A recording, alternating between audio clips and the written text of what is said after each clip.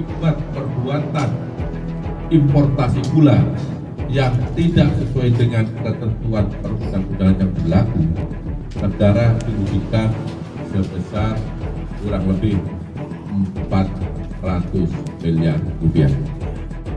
Pada 29 Oktober 2024, Kejaksaan Agung mengumumkan penetapan Thomas Trikasih Lembong sebagai tersangka dalam dugaan kasus korupsi terkait impor gula di Kementerian Perdagangan. Pria yang sering disapa Tom Lembong ini merupakan mantan Menteri Perdagangan yang pernah menjabat dari tahun 2015 hingga tahun 2016. Bersama dengan seorang direktur berinisial CS dari PT Perusahaan Perdagangan Indonesia, Tom kini harus menghadapi jeratan hukum atas kebijakan yang ia buat saat menjabat. Tom Lembong lahir pada 4 Maret 1971. Masa kecilnya banyak dihabiskan di Jerman, hingga ia kembali ke Jakarta untuk bersekolah di Regina Pacis, Palmerah. Setelah lulus SMA, Tom merantau ke Boston, Amerika Serikat dan menyelesaikan studinya di Universitas Harvard pada 1994 dengan gelar di bidang arsitektur dan tata kota. Namun, pilihan karirnya justru membawanya ke dunia keuangan, di mana ia sempat bekerja di Morgan Stanley di Singapura dan Dutch Securities di Indonesia. Kiprahnya di sektor keuangan dan ekonomi membuatnya dikenal sebagai penasihat ekonomi, bahkan ketika Presiden Jokowi masih menjabat sebagai Gubernur DKI Jakarta. Hingga akhirnya pada tahun 2015, Tom diangkat sebagai Menteri Perdagangan. Masa jabatan ini pun berlangsung hingga ia digeser menjadi Kepala Badan Koordinasi Penanaman Modal atau BKPM pada tahun 2016 dan bertahan hingga tahun 2019.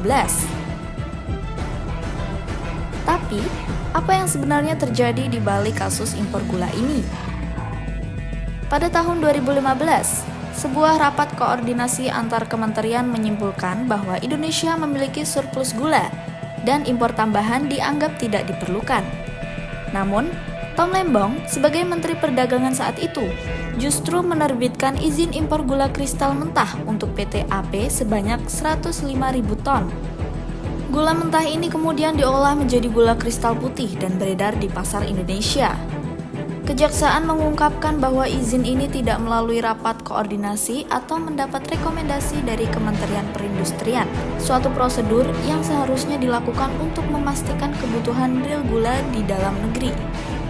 Sang Direktur Penyidikan Jaksa Agung Muda Bidang Tindak Pidana Khusus, Abdul Qohar, menjelaskan bahwa hanya badan usaha milik negara atau BUMN yang berwenang melakukan impor ini. Anehnya, dalam kasus ini, justru perusahaan swasta yang diberi kesempatan untuk mengimpor gula. Pada Desember 2015, beberapa perusahaan swasta diketahui mengimpor gula mentah yang kemudian diolah menjadi gula putih. Di sisi lain, PT Perusahaan Perdagangan Indonesia atau PT PTI seolah-olah membeli gula tersebut dari perusahaan-perusahaan swasta ini.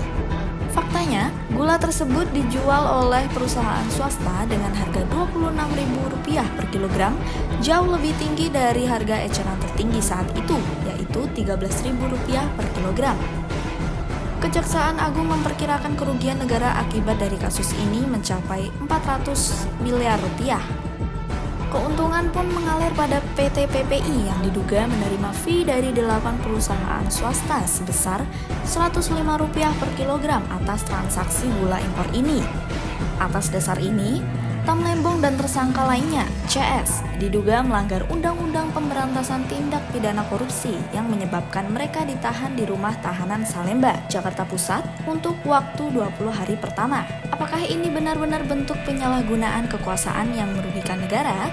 Atau ada alasan lain di balik keputusan impor ini?